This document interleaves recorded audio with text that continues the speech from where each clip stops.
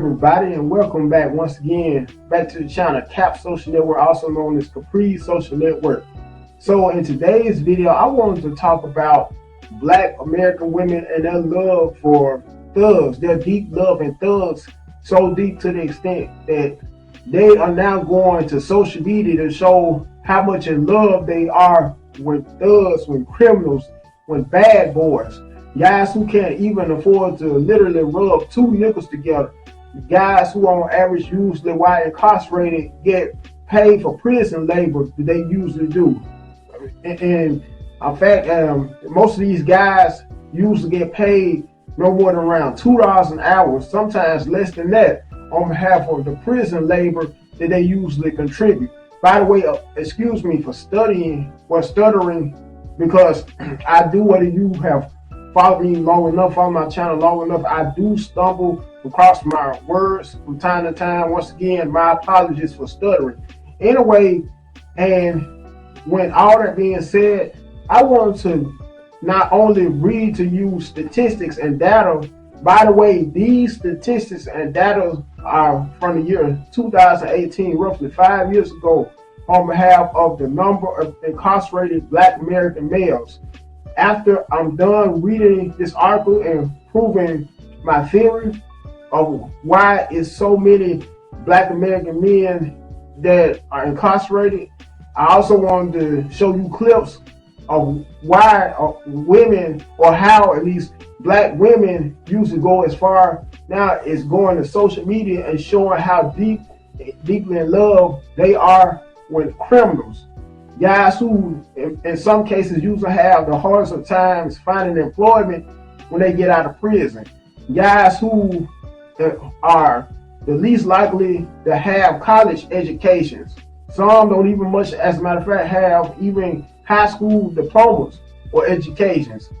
Nonetheless, while in prison, believe it or not, there are some guys that have actually made something positive out of themselves, Black males that is, while being in prison, because now, if I'm not mistaken, they are offering college courses. So guys that graduate from prison, once they are able to find employment a little bit more easier, and on behalf of their case workers as well. Anyway, let me get to the article. Now, according to a report by the Bureau of Justice Statistics, BJS in parentheses, as of the end of 2018, there were 1,500 Black prisoners for every 100,000 Black adults in the United States. This is a significant increase from 2006, when there were 2,261 Black inmates per 100,000 Black adults.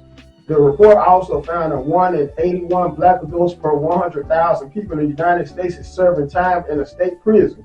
It is important to note that while Black inmates make up nearly 40% of the prison population, they only make up 13.40, excuse me once again, folks, of the total U.S. population. Native Americans represent 2.30% of the incarcerated population, only 1.30% of the population. White inmates, which includes Hispanic Americans, make up 58.70% of the prison population. The racial disparities in incarceration rates have far-reaching social implications. African American and Latino children are more likely to have a parent in jail or prison. When these men and women finish their prison terms and are reintegrated into society, their chances of finding employment are significantly increased. A criminal record would deter a potential employer from offering an employment contract. The hinder ability to find gainful employment further obstructs the family and their personal progress. So let me proceed with the rest of the article if I'm able to scroll down further. And by the way, this is on behalf of AI. This article was generated all by AI, believe it or not. AI chat, a new AI chat feature. So I'm trying to, okay, now it's saying the problem of the U.S. prison system has been identified, and now there are many organizations and individuals working to change the current reality. some suggestions that could help to reduce and maybe one day erase the racial disparities of incarcerated individuals include cultural competency, training for law enforcement, public action to oppose laws that might increase the number of minorities found in the system, and encouraging the use of continuing legal education hours for prosecutors.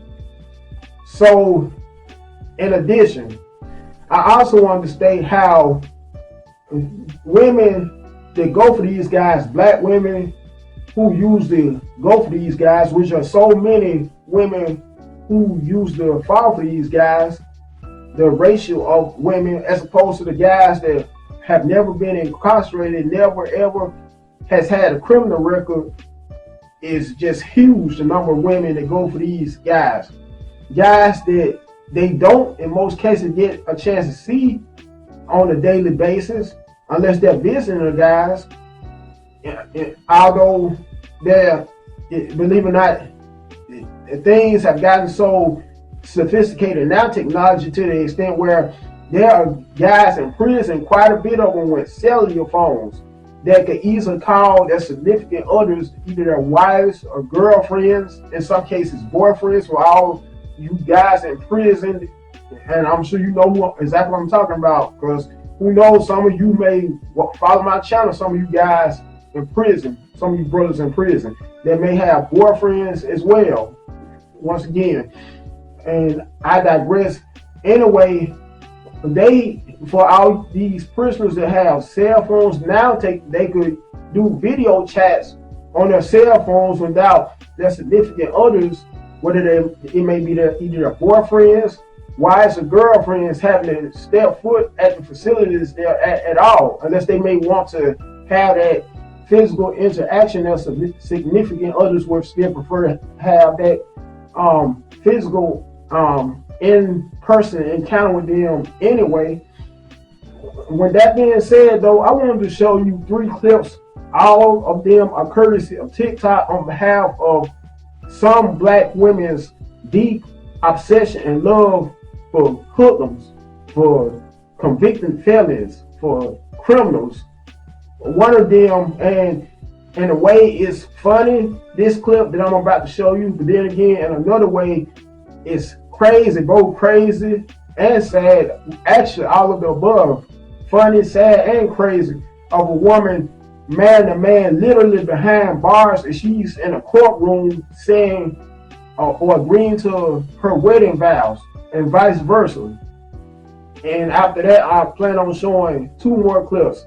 Before I close out the video for good, I'm sure you guys know the deal. But first and foremost, like my video, share it so it can become more viral, and my channel, Cap Social Network, could become more viral.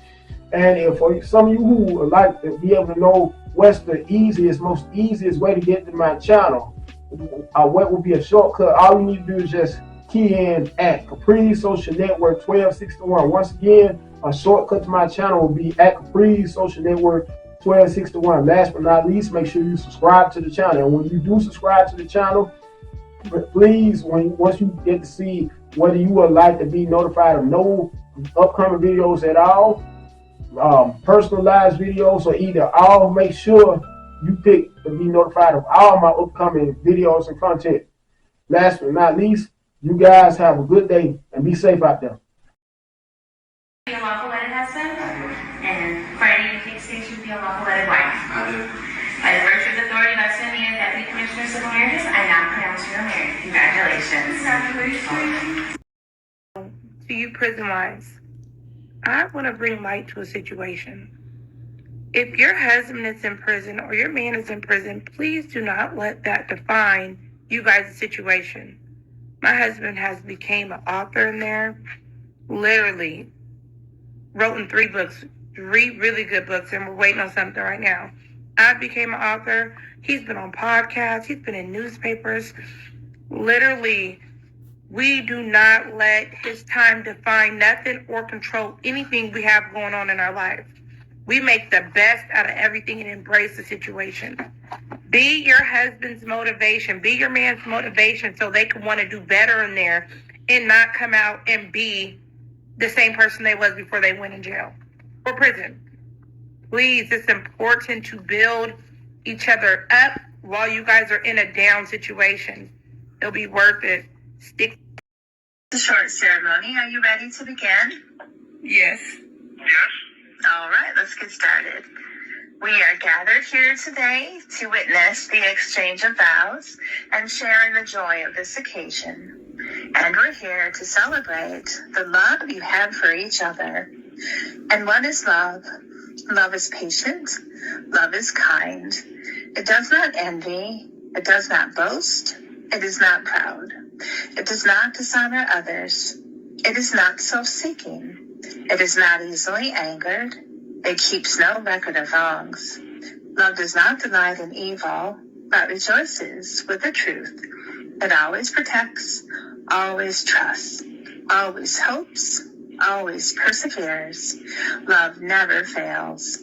May every desire you have for your love be fulfilled in the promises you make here today.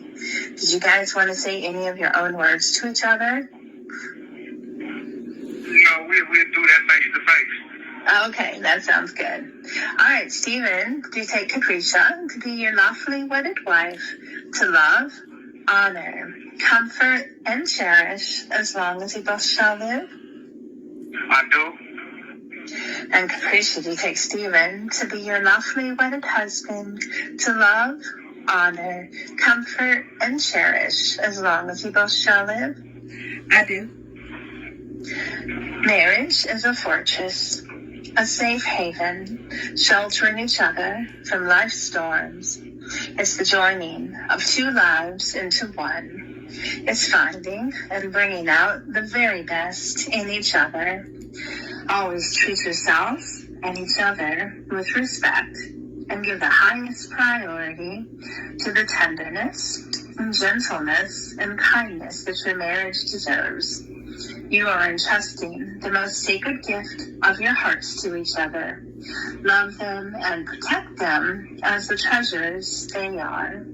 And as you now begin your journey together, may your fulfillment and happiness increase with every passing year, and may your love continue to deepen.